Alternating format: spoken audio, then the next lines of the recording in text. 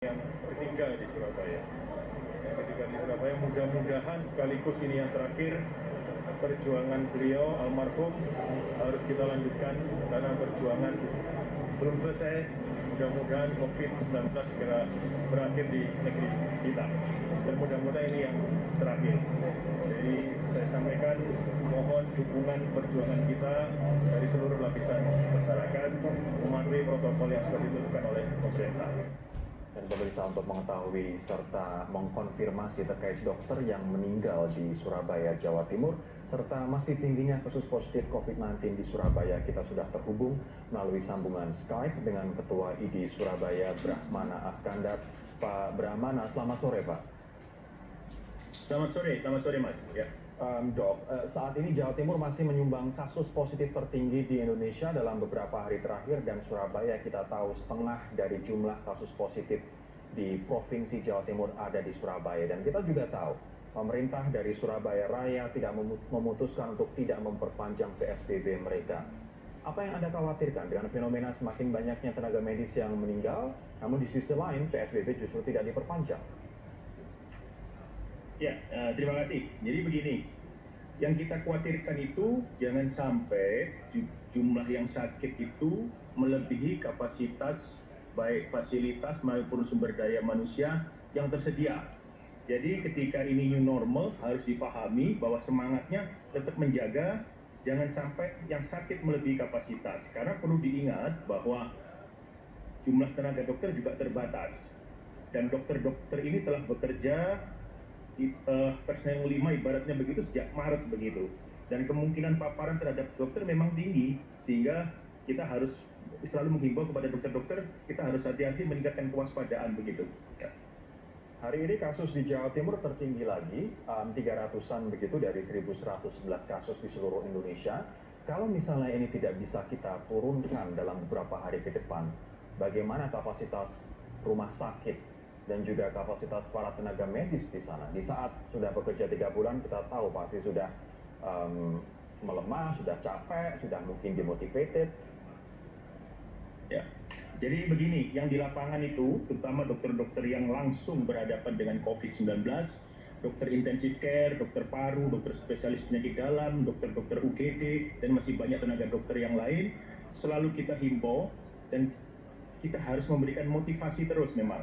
Karena manusiawi ketika mereka sudah berpersonel 5 sejak Maret itu sampai sekarang, itu kita juga menghimbau harus mengatur jam kerja, jam istirahat, jam kerja harus diatur sedemikian rupa sehingga dokter tersebut tidak terpapar, bahkan kita tidak berharap jatuh sakit. Karena ketika dokter itu jatuh sakit, maka pelayanan menjadi tidak optimal. Misalnya dalam satu tim ada satu dokter, ketika dia positif misalnya, maka beberapa dokter teman kerja satu tim itu juga akan dicek. Begitu positif, otomatis pelayanan akan terganggu ketika sejumlah dokter ini terpapar.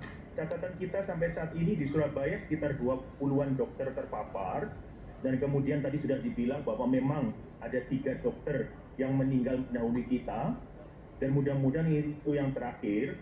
Dan alhamdulillah dari semua itu yang kira-kira 20-an itu sebagian besar tanpa gejala atau gejala ringan begitu, yang dirawat di rumah sakit ada 3 dokter. Jadi kita berharap mudah-mudahan kalau ada bantuan masyarakat mematuhi protokol kesehatan yang ditetapkan oleh pemerintah, mudah-mudahan tidak kasusnya itu membludak. Ketika kasusnya membludak di mana tenaga dokter itu kapasitasnya terbatas dan mulai terpapar, ada yang terpapar COVID, maka kita khawatir tidak bisa memberikan pelayanan yang maksimal kepada pasien-pasien COVID. Itu yang kita khawatirkan, Mas. Ya.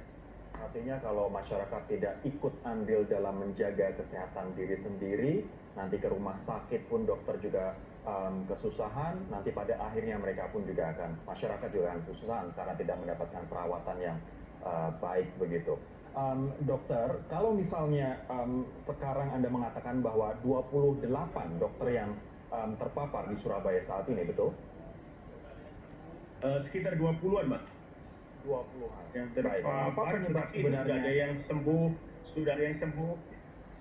Oke, apa sebenarnya penyebab dari para dokter ini terpapar? Apakah misalnya dari kualitas APD yang tidak memenuhi syarat, atau misalnya dari ya kita tahu manusia kadang-kadang ada recklessness begitu dalam ada di situasi atau di tempat yang sebenarnya adalah di situ juga ada resiko tapi tidak menggunakan APD yang lengkap, atau apa faktornya, Dok? Jadi begini, jadi paparan terhadap dokter itu memang besar. Dokter itu terpapar bisa dari manapun. Begitu seorang dokter itu sampai di rumah sakit, dia bisa terpapar di poliklinis, bisa terpapar di rawat inap, bisa terpapar di kamar operasi, itu. Dan kita kan tidak mungkin men-screening semua pasien itu. Apakah mungkin pasien poliklinis yang datang ke poli kita screening mana COVID, mana tidak? Sehingga kita selalu menghimbau para dokter itu, karena paparan kita itu besar, dan ini sudah berlangsung yang lama, jadi paparannya sudah lama, paparannya besar, maka risiko juga besar. Kita menghimbau kepada semua dokter harus memperhatikan alat pelindung diri. Alat pelindung diri bukan hanya standar, tetapi harus dipakai dan dilepas secara benar. Ini yang harus kuncinya itu. Ketika alatnya sudah standar tetapi memakainya tidak pas, juga mengandung resiko, atau memakainya, melepasnya tidak pas juga mengandung resiko. Jadi alat standar dipakai dan dilepas secara standar juga. Ya. Dokter Brahmana, saat ini seperti apa stok APD, entah itu baju hazmat, masker, dan sebagainya di kota Surabaya? Alhamdulillah lebih baik dibanding pada awal-awal COVID. Jadi APD lebih baik, cuman memang sebagian dokter kalau kita tanya itu memang masih ada yang swadaya begitu. Jadi mereka membeli masker sendiri dan sebagainya untuk ekstra proteksi begitu. Karena kesadaran dokter akan APD yang proper semakin lama semakin meningkat dengan meningkatnya kasus itu. Mudah-mudahan saya harap tidak ada lagi kasus yang kemarin itu Dokter Mikta itu yang terakhir bagi kita. Dengan APD yang betul, dipakai betul, dilepas betul, kemudian mengatur alur pasien di rumah sakit dan fasilitas kesehatan yang dengan secara baik begitu, tidak bercampur COVID dan non-COVID, mudah-mudahan ini bisa teratasi begitu. Kita tetap harus optimis. Seperti apa kemudian langkah yang diambil di Surabaya agar kejadian dokter terpapar atau bahkan tenaga medis meninggal tidak lagi terjadi? Jadi kita berkoordinasi, Ikatan Dokter Indonesia ini kan bekerja di rumah sakit kebanyakan. Jadi kita berkoordinasi dengan Persatuan Rumah Sakit Jawa Timur dan di Surabaya. Kita evaluasi ulang. Kita kemudian membuat rekomendasi akan alat pelindung diri, kemudian flow pasien, bagaimana memisahkan pasien COVID dan tidak COVID, sehingga paparan menjadi lebih kecil dan risiko menjadi lebih kecil. Jadi kita menghimbau lagi, kita berusaha keras lagi, jangan sampai ini terjadi dengan memperkuat proteksi.